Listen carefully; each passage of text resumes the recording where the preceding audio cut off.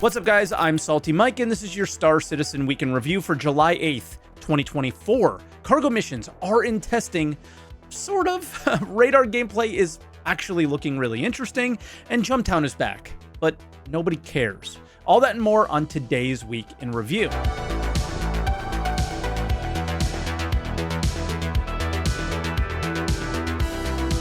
And as always, if this is your first Week in Review, this is where I take all of the official Star Citizen news each week, put it into one video, and share some of my opinions about it. I also live stream on Twitch, twitch.tv/SaltEMike. Yeah, stop by and say hello if you guys haven't yet. It's always awesome when you do. Don't really have any sponsors this week, so yeah, if you want to go above and beyond, there is a join button there. You guys can do that. But without further ado, let's jump into this week's patch notes.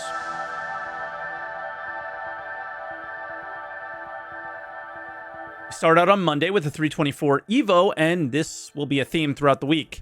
Master Mode's tuning in the cargo patch. Love that they're going hard on the Master Mode side, but I was more hoping to see updates on cargo, right? On Tuesday, they added more Master Mode's tuning for large ships in atmosphere. I flew a few of these, and I gotta say, I didn't notice myself hating the flying, but I also didn't see a notable difference like, oh wow, that was really different or anything like that. Wednesday, sound the alarms, everybody. A hangar update. They noticed too many ships were spawning in the small hangars and try to balance it out a bit for the mediums. This will come into play in just a second, because on Friday, the big day, that was when they added cargo missions to the game, but due to many issues with hangars, specifically queues, leaving the hangars at spaceports and LEO stations, this patch was nearly unplayable. I utilized the medium hangar at the LEO stations to skip the queue a few times because people don't really use that many ships that use medium hangars. They're mostly using the smaller ones or the really large ones. In terms of the cargo missions, there's only the entry-level mission available. Think bounty missions where you do the intro mission and you get more options available. I completed this 2 times in about 6+ hours of testing. And yeah, not just by myself. Everyone in Evo was unable to progress past this mission. There's a bug that's preventing us from seeing the actual cargo mission progression, which is kind of sad. So that's why you didn't see like a video update from me about this Evo, is because there's really nothing to report. Most things are broken. But overall, I just want to say the actual entry-level mission, which was pick up a few boxes, 6 SCU to 11 or 12 SCU, works well.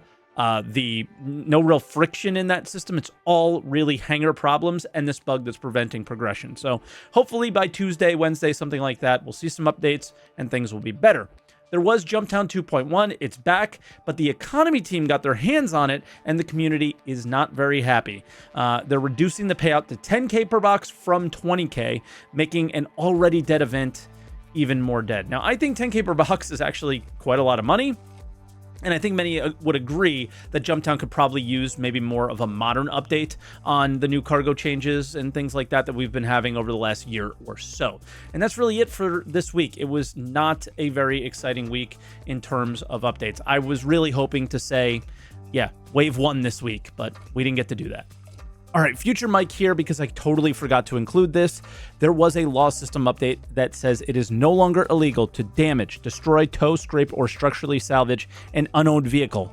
What's an unowned vehicle? It's one that has been claimed or left out, a person left the server, whatever, something like that. If you scan and it says game rules, something like that, that means it's an unowned vehicle and you're able to do these things. Unfortunately, it's only no longer illegal to tow outside of green zones. So, you know, like Brio's Breaker Yard is not a green zone, so you can clean up ships there, but you can't do it at ArcCorp 141, for example, is what it sounds like here. This is a really cool sandbox tool, but I hope they do eventually make it possible to do this to ships at green zones to help clean those up as well. But let me know what you guys think about that one, because, yeah, this is a really cool sandbox tool that could make actually salvaging and cleaning up the game like garbage man stuff. So I think it's pretty cool.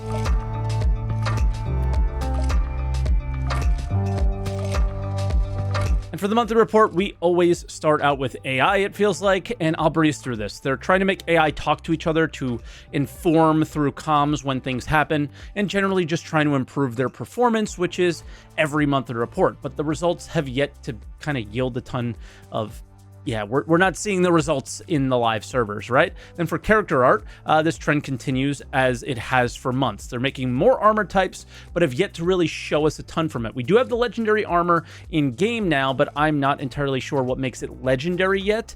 You could put a lot of basically ammo on it, and that's really it. I'm very interested to see where this goes, but a lot of talk in this section every month, but not a lot of things in game to show for it just yet. Then for ship art, there isn't a lot of concrete info here either. The Polaris and Zeus are moving along and kind of look on pace for IAE, but then 7 others are in the works right now that we don't know about. Only one, I think, left from the CitizenCon reveals.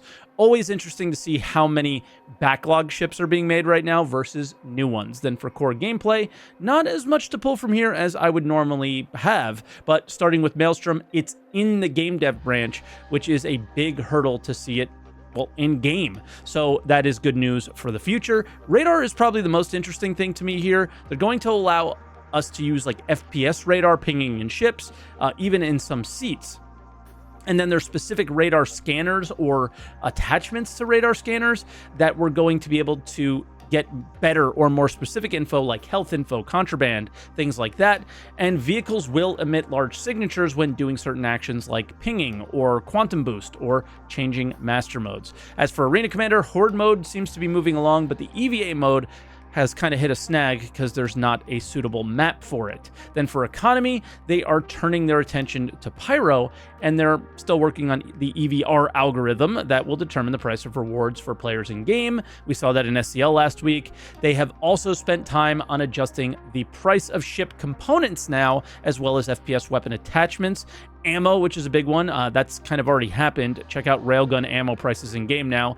They're crazy. Consumables and commodities, which is something that we know is not in game yet, because in every patch notes in Evo, it says, yeah, not ready for feedback, right? And then they're trying to understand careers so they don't get out of hand, probably. Like, unfortunately, salvage still is. Then for locations, last week's sneak peek was the location they're showing here. This report just confirms that the cave that we saw is an acidic cave, so safe to assume that we might see these on a couple of Hurston moons.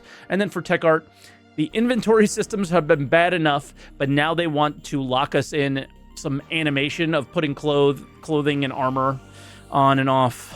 I can't wait. So that was the monthly report. Yeah, this week has kind of not yielded that much cool stuff. I think we may already be seeing the drought before CitizenCon, and that's a bummer. So hopefully we get some more 4.0 content. Hopefully we get some cool cargo content coming next week, but oof, it's been rough so far.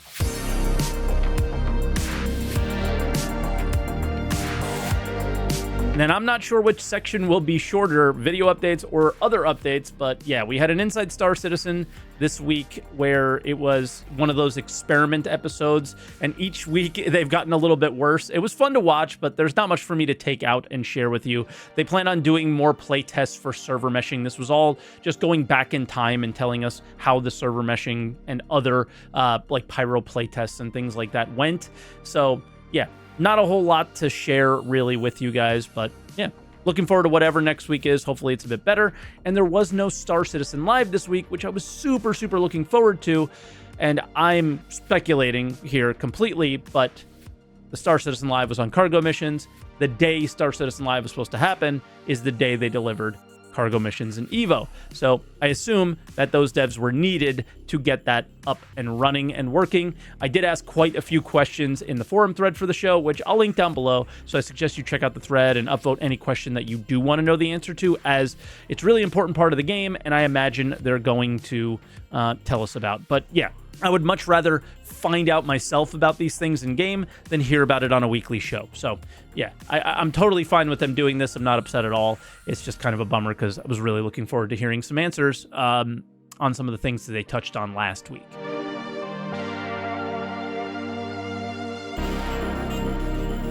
And like always, starting out with the sneak peek, I think this one's going to be pretty fun. I'm not sure what this is, actually. We know it's armor, obviously, but based on the color, is it a bounty hunting suit? Is it something else? It looks a lot like law enforcement just because of the colors for me, but it's missing all the attachments that a law enforcement officer might be using or a bounty hunter might be using. So let me know down in the comments what you guys think. You guys are really, really good at figuring this stuff out. So I can't wait to see what you guys come up with. And yeah, I think it can just go a bunch of ways. So yeah, just really looking forward to that. And then we had a subscriber Flair update. So they're kind of shafting the $10 sub here. You just get a knife, but the $20 sub gets a really cool looking Corsair paint. And then lastly, there is a vulture paint for $9 on the store of a similar type. Very pyro. I think it's cool. It's not really my style, but you could definitely tell it's cool. It's totally different than anything that they've ever done. And yeah, that'll do it for this week's episode. Not a whole lot of meat here this week. We're starting to get into these droughts as patches get delayed more and more and more. I mean, let's really think about it here. 324 is still what 323 was supposed to be, and it's super, super delayed still. 4.0 has got to be pushed back at this point. So yeah, not a whole lot for them to put out in the world for us to get excited about right now. They just really need to get this cargo update out. And I got to say, just from my Evo experiences, it feels like they're rushing. So I don't know what I want. Do I want them to rush it out and just make it playable, or do I want them to get it as polished as possible? Let me know down in the comments what you guys want. But for me, leave a like, leave a comment. I'm done with this week. Catch you guys later. Subscribe for more. Worst outro ever, but yeah, we're for one of the worst weeks we've had this year, probably. So that's Week in Review, and I'll catch you guys next week.